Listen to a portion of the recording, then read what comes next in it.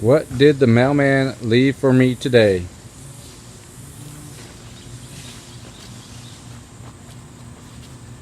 Looks like a Kleinn automotive air horn.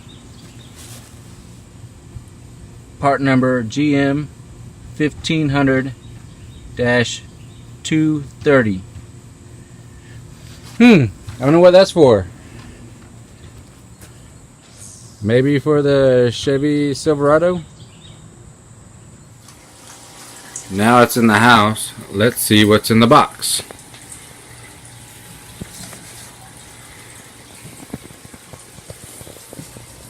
Looks like a warranty, limited warranty.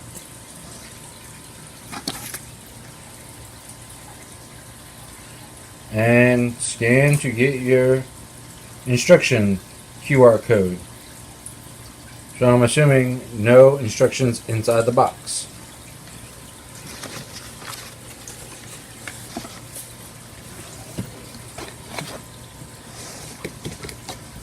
Okay.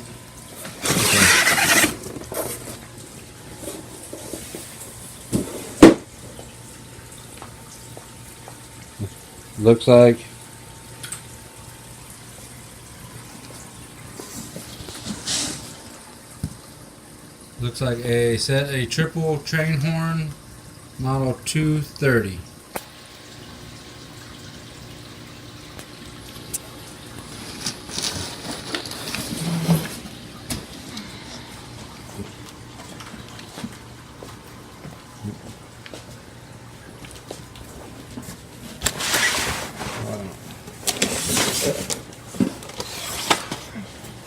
I have no idea what that is in this box. Oh, that must be the compressor. Some paper. Some more paper. Some more paper. And this must be some brackets. No. So inside the large box, that's inside the box, big box on the bottom, we have a air compressor. Looks like a bag with air hose, some airline tubing. Pull that out of the way so you can see the top. Some brackets, custom brackets for exclusively the Chevy 1500. Looks like a bag of wiring, fuse holder, some relays, switch. Looks like all the electrical hardware. And a big bag of mechanical hardware and some wire loom.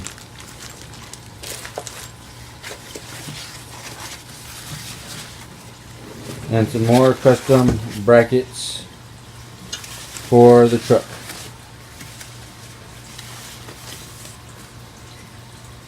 And that's it for the big box. So back to the smaller brown box. This is 6350 RT. See what's in that. Oh, that looks like the air tank. A 3-gallon air tank. Okay.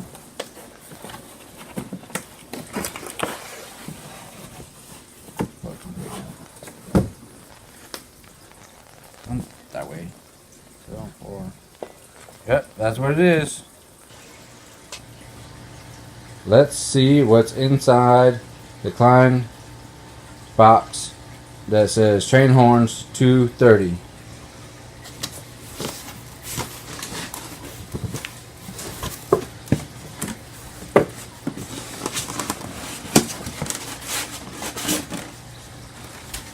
Looks like a triple set of train horns or air horns.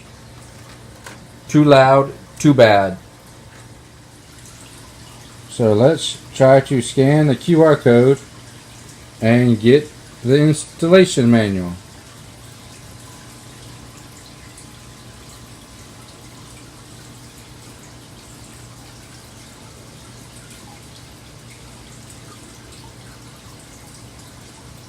Let's take some time and read it and see if we have all the parts.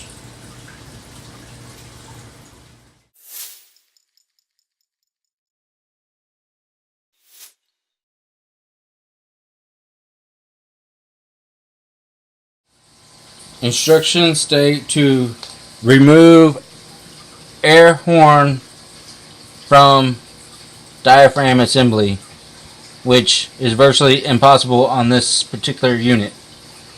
Next thing says to cut air lines for disassembly.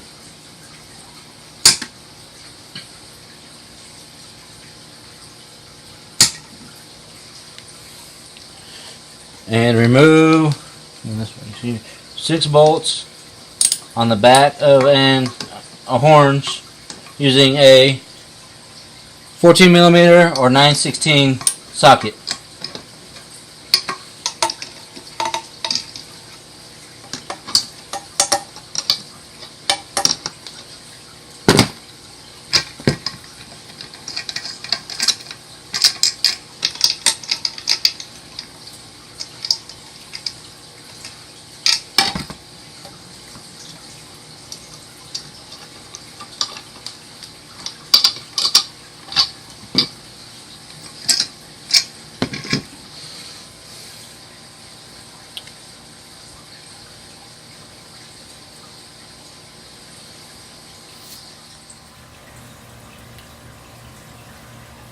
To mount air solenoid underneath the center trumpet, you have to disassemble the solenoid.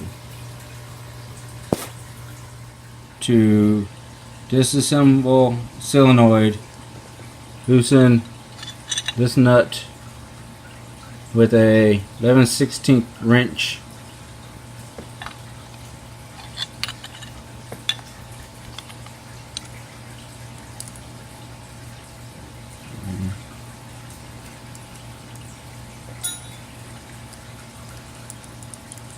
Remove small nut. Lift solenoid off a valve. Set to a side. And remove this cylinder by removing this nut with a pressure wrench.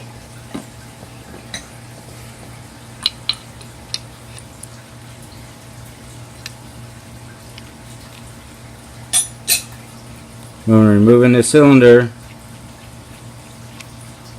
be careful to retain the magnetic sleeve in the cylinder and springs. There is a spring inside of here. And set to aside for further for reinstallation after mounting air valve on to center trumpet.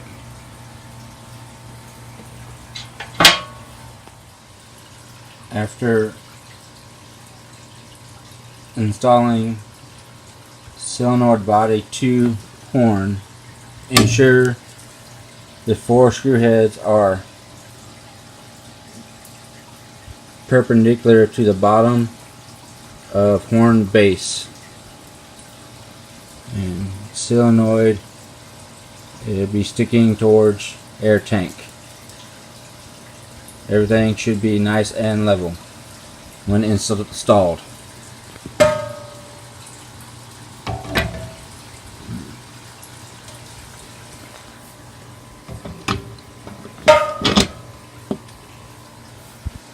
Should sit just like so.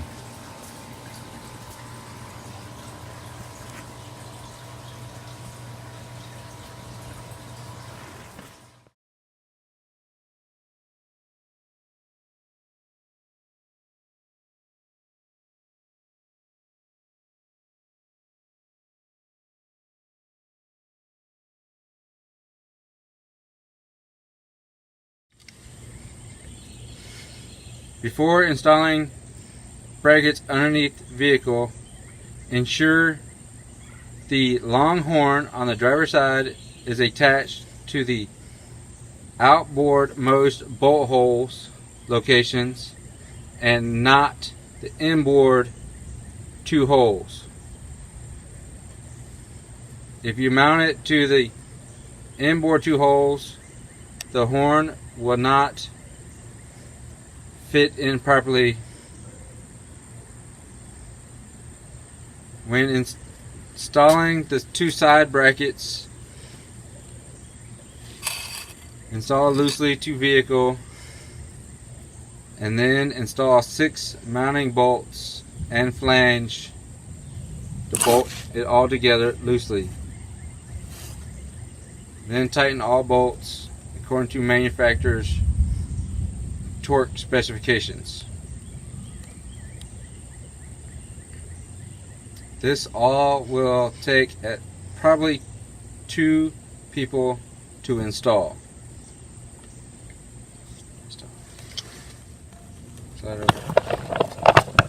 Now to show you the electrical connection and where I install the air chuck fitting.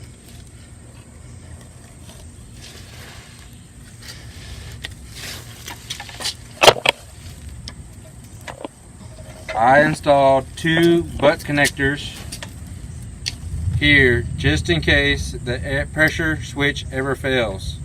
No need to cut wires to reinstall, just butt connectors. And I installed the air chuck fitting to the side. Must drill a hole in bracketry. Now to the other side, back to the driver's side to show you the electrical routing.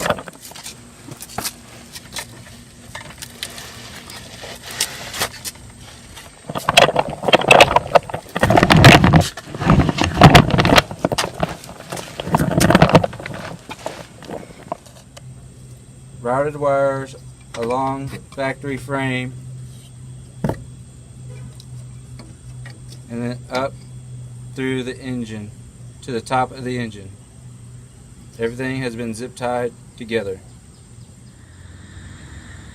Wire routing from the top of the vehicle.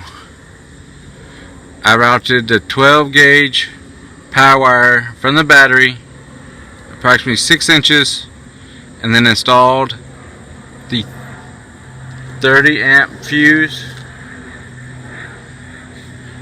and routed wire along rear firewall and conduit to the passenger side of the vehicle. Wire continues along in between brake booster and fuse panel. Round fuse panel and into relay pin 30.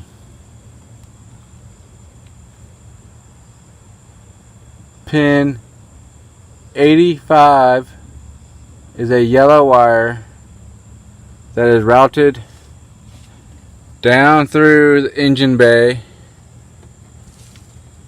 in between the radiator and the water tank and goes to the air tank. The return yellow wire comes back up the same hole next to the radiator and the washer bottle tank and comes back up and into the fuse panel. This yellow wire into the fuse panel using a fuse splice to fuse number 39 miscellaneous ignition. Bottom fuse is the stock fuse. The top one is a 10 amp that is for the air horn yellow wire. Also in the fuse box, I put a second wire tap on fuse 48, which is the horn. The bottom fuse is a stock 15 amp fuse. I added a 10 amp fuse on the top. That is the blue wire that goes to the purple wire that goes down to the air horn air valve. If you tap into this horn fuse, when you push the horn button on the inside of the vehicle, it activates this fuse and will send power down to here, down this purple wire to the air solenoid to activate it. No need to tap into horn wires or add a additional button on the inside of the vehicle. I grounded the relay pin number 86 from the relay to this screw right here that mounts the stock battery tray. Removed it, installed ground underneath it.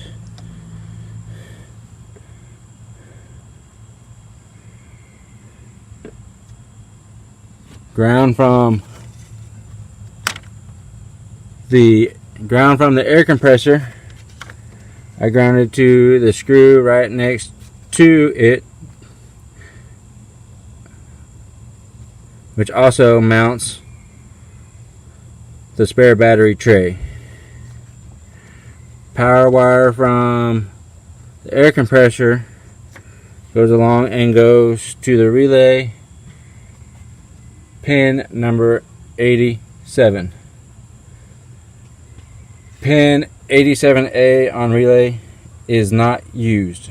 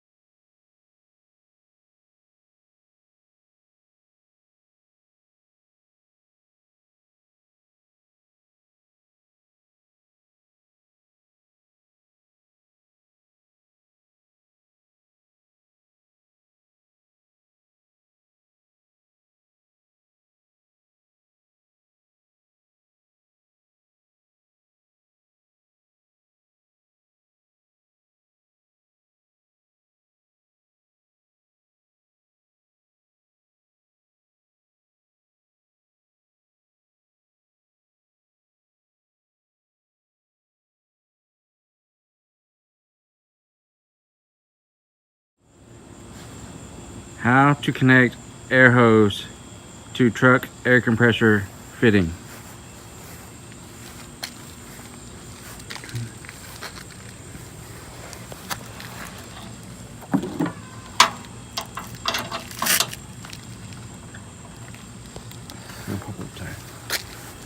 So she can pump up the tire.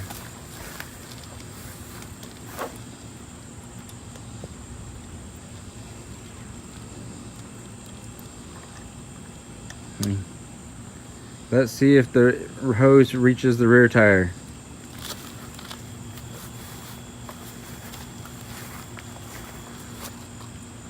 The hose is long enough. Sound of stock horn on Z71.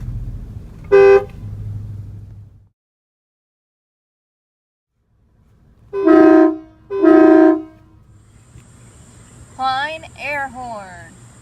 Too loud, too bad. on a Chevy Silverado Z71 6-inch lift.